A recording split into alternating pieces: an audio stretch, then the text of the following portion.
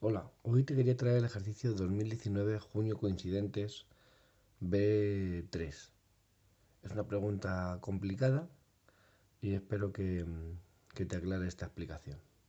Dice, si una bobina circular está formada por un hilo conductor de 25 centímetros de longitud, que se enrolla 5 vueltas, cuya resistencia total es de 10 ohmios. La bobina está situada en el plano XY, con su centro en el origen de coordenadas cartesiano. En la región hay un campo magnético variable en el tiempo. B igual al seno de pi t y más el coseno de pi t k en militeslas. Calcule en el instante t igual a 0,25 segundos. A. El flujo que atraviesa la bobina. B. La fuerza electromotriz y la corriente inducidas en la bobina. Lo primero que he hecho ha sido dibujar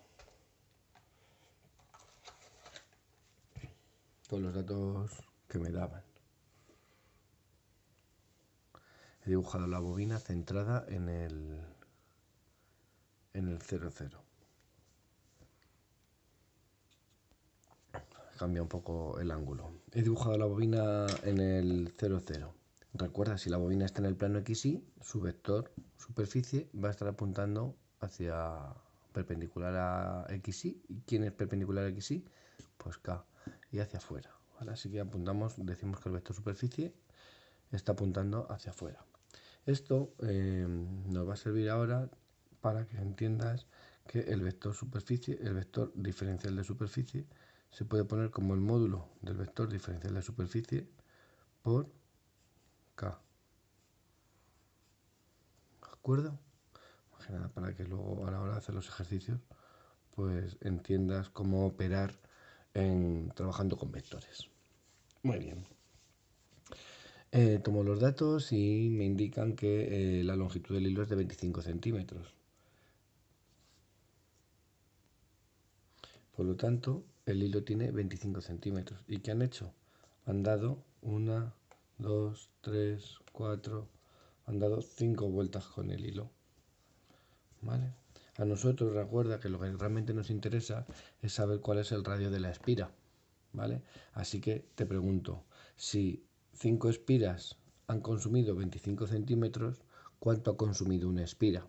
¿Vale? Pues una espira realmente ha consumido la quinta parte, es decir, ha consumido una cantidad de 5 centímetros. Por lo tanto, la longitud de la circunferencia será de 5 centímetros.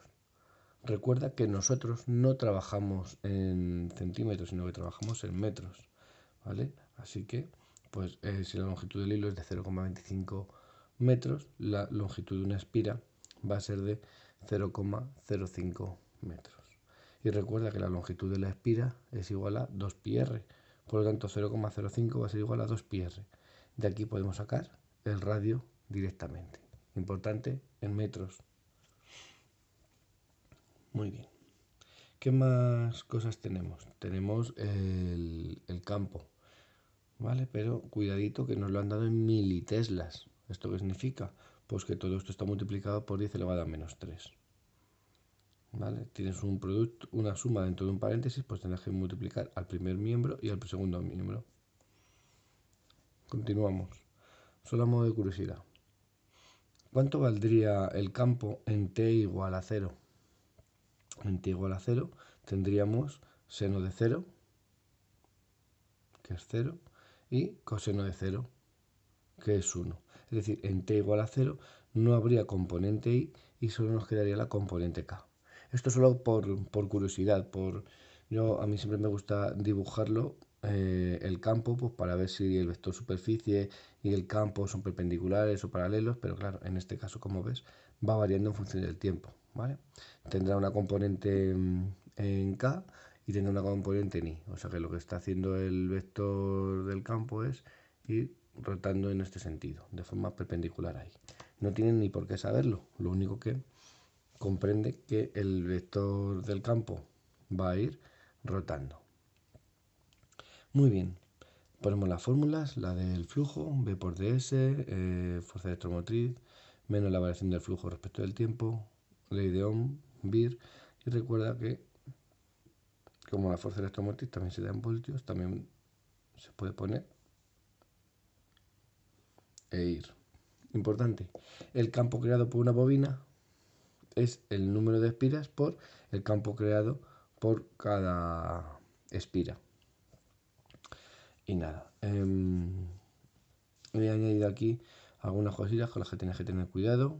La longitud del hilo, te han dado la longitud del hilo, no la longitud de la espira.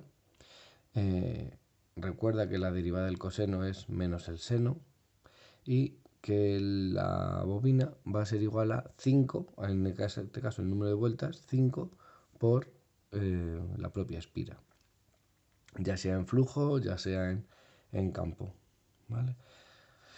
Y por aquí continuamos. La pregunta que he planteado adicional es, ¿cómo sé que esto está en radianes? ¿Por qué sé que las unidades que hay dentro del seno están en radianes? Pues porque me están dando el tiempo, ¿vale? Y recuerda que el tiempo no es una unidad de ángulos. Sin embargo, si yo al tiempo lo multiplico por su velocidad angular, sí, la velocidad angular va en radianes partido de segundo y el tiempo va en segundos. Entonces, radianes por segundo multiplicado a segundo, se me van los segundos y me quedan radianes, ¿vale? Mucho cuidado que ahora lo que metas dentro del seno y del coseno tiene que ir en radianes y no en degrees, que es en grados sexagesimales, que es como lo solemos trabajar, ¿vale?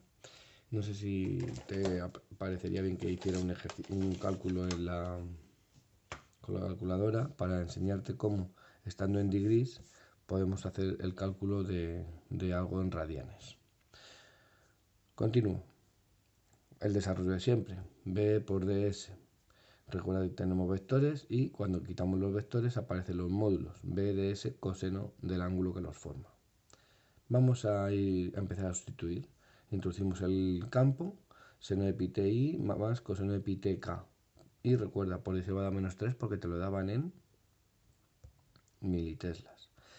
Y ds, habíamos dicho que le íbamos a poner como ds por k. Más que nada para ver los ángulos que se forman entre el campo y la superficie. Continuamos. Multiplico, como he dicho, esto de aquí fuera por el primer miembro, esto de aquí fuera por el segundo miembro. Y se me quedaría seno de pi t i por 10 elevado a menos 3 dsk más coseno de pi t k por 10 elevado a menos 3 dsk, ¿vale? Y ahora, para quitar los vectores, lo que tengo que hacer es el producto escalar, en este caso, porque recuerda que aquí lo que tenemos es un producto escalar. Quitamos los vectores, aparecen los módulos y aparece el coseno del ángulo que forman esos vectores. Entonces, ¿qué tendríamos? Seno de pi t por 10 elevado a menos 3 ds, quitamos la i, quitamos la k y aparece el coseno del ángulo. En este caso, ¿qué ángulo es el que estamos viendo? Pues el ángulo que se forma entre i y k. ¿Cuánto es el ángulo que se forma entre i y k? 90. ¿Cuánto vale el coseno de 90? 0. Por lo tanto, este miembro desaparece, puesto que nos quedaría 0. Continuamos. Coseno de pi t por 10 elevado a menos 3 ds, y ahora aquí tenemos k y k. ¿Y qué aparece? Coseno de z. ¿Qué ángulo es z? El ángulo que se forma, en este caso, entre k y k. ¿Cuánto es eso? Sería 0 grados. ¿Cuánto es el coseno de 0? 1. Por lo tanto, este miembro nos quedaría como 1. La integral de coseno de pi t por 10 elevado a menos 3 ds por 1. Estamos diferenciando respecto de s. Por lo tanto, el resto, que no tiene nada de s, es constante. Lo sacamos fuera. ¿Cuánto es la integral de diferencial de s? S. Así que al final se nos quedaría que el flujo de la espira es coseno de pi t por 10 elevado a menos 3 por s. Lo he hecho un poquito más grande, porque aquí me ha quedado un poco engurruñido, y cambiamos la s. ¿Por qué? Por la superficie. Entonces tenemos coseno de pi t, 10 elevado a menos 3, 10 elevado a menos 3. ¿Y cuánto es la superficie de una espira? Pi r al cuadrado. ¿Vale? Importante, y recuerda, el flujo siempre lo tienes que dar en función del tiempo, Por lo tanto te digo, sustituye todo menos el tiempo, ¿vale? He sustituido pi, he sustituido r al cuadrado, he operado todo esto. Recuerda que la r la habíamos calculado al principio, que era de 7,96 por 10 elevado a menos 3, y lo introducimos aquí. De tal forma que el flujo de la espira se me quedaría como 1,99 por el coseno de pi t. ¿De acuerdo? ¿Que lo quiero calcular? Sin problema. Sustituyes el tiempo y das el valor.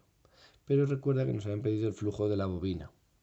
¿Y cómo es el flujo de la bobina? Pues es el número de espiras por el flujo de la bobina. Es el número de espiras por el flujo de una espira. Esto realmente viene de que el campo de la bobina es igual a 5 veces por el campo de la espira, ¿vale? O sea que lo podemos haber metido al principio, ¿vale? Pero quería dejar los cálculos claros para una espira y luego añadirlo y comprender cómo pasar de espira a bobina, ¿vale? Así que se nos queda lo mismo. Lo único que añadimos es el 5 vueltas que tiene cada espira.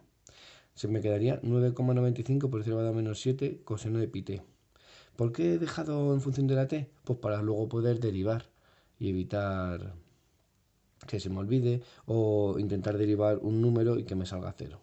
Así que lo dejo así, siempre lo voy a dejar el flujo en función del tiempo y luego voy a sustituir para ver el valor que me da. Entonces, para t igual a 0,25 lo haríamos así. Te lo voy a mostrar en la calculadora por si acaso te ha pasado a ti o no te salen los resultados. Mi calculadora, por ejemplo, la suelo tener en degrees, ¿vale? Entonces te voy a hacer la operación esta que aparece aquí, ¿vale? 9,95 por 10 elevado a menos 7 coseno de pi t. Mi calculadora está en degrees, pero recuerda que lo que tengo dentro lo tengo que meter en radianes, así que una forma sencilla, elevado a menos 7 por el coseno, y atención a esto, ¿vale? Hemos dicho que era pi t, era pi por el tiempo que era 0,25. Realmente esto es como si fuera pi cuartos. Ya sabes que esto serían 45 grados. Y ahora yo en mi calculadora, aquí aparece la tecla DRG, entonces yo hago Shift DRG y le digo que esas unidades que acabo de meter no quiero que aparezcan de forma por defecto en degrees, sino quiero que aparezcan en radianes, así que le pondré el 2. Otros tenéis aquí option, unidad angular y luego te dice radianes, pues le vas dando para que ¿ves ahí la R esta pequeña? Eso me dice que me da igual esa D de degrees en la calculadora, sino que lo voy a calcular en radianes. Y me sale 7,04 por 10 elevado a menos 7. ¿Vale? 7,04 por 10 elevado a menos 7. ¿En qué unidades? En Weber. ¿De acuerdo? Ese sería el apartado A. Ya ves que este apartado tiene muchas cosas adicionales. Por último, el apartado B, más facilito una vez que ya tienes esto en función del tiempo. ¿Cómo es menos la derivada del flujo respecto del tiempo? Menos la derivada de... Yo he cogido esta expresión directamente. También podéis haber derivado esta, ¿eh? También puedes derivar esta, ¿de acuerdo? Sacarías constante, sacarías pi, sacarías r al cuadrado. La derivada del coseno sería menos el seno de pi t y la derivada de pi t sería pi. O sea que sacarías otro pi. Independientemente, yo he utilizado esta, así que esto es una constante, la sacamos fuera. Derivamos el coseno de pi t. ¿Cuánto es la derivada del coseno de pi t? Menos el seno de pi t. Y recuerda que tenemos que multiplicar por lo de dentro derivado. ¿Cuánto es la derivada de pi t respecto de t? Pi. ¿Vale? Así que al final se me quedaría menos 9,95 por menos seno de pi t por pi. Si sustituimos en t igual a 0,25, pues me sale de más 2,21 por 10 elevado a menos 6 voltios. Esta sería la fuerza electromotriz inducida. Por último, según la ley de Ohm, que V es igual a I por R, también se puede decir la fuerza electromotriz es igual a I por R, la intensidad es la fuerza electromotriz partido de la resistencia. Si la fuerza electromotriz es 2,21 por 10 elevado a menos 6 y la resistencia es 10, pues el resultado me saldría de 2,21 por 10 elevado a menos 7 amperios. Y eso sería la intensidad. Sería el apartado B. Como puedes ver, han sucedido varias cosas. varias cosas que has tenido que tener en cuenta a lo largo del ejercicio. Una de las importantes es, oye, ¿hacia dónde está apuntando mi bobina? Saco el vector diferencial de superficie. En este caso nos han dado dos componentes del campo, en I y en K. Bueno, pues tú cuando haces el producto escalar multiplicas y luego cuando tengas los vectores, para poder quitar los vectores, aplicas el coseno. ¿El coseno de qué ángulo? Pues del ángulo que forman esos dos vectores que habías hecho. Cuidado que te han puesto centímetros en vez de metros. Cuidado que te han puesto una bobina con 5 vueltas y no una espira. Así que sé que este ejercicio es complicado y espero que te haya servido. Pues nos vemos. Hasta la próxima.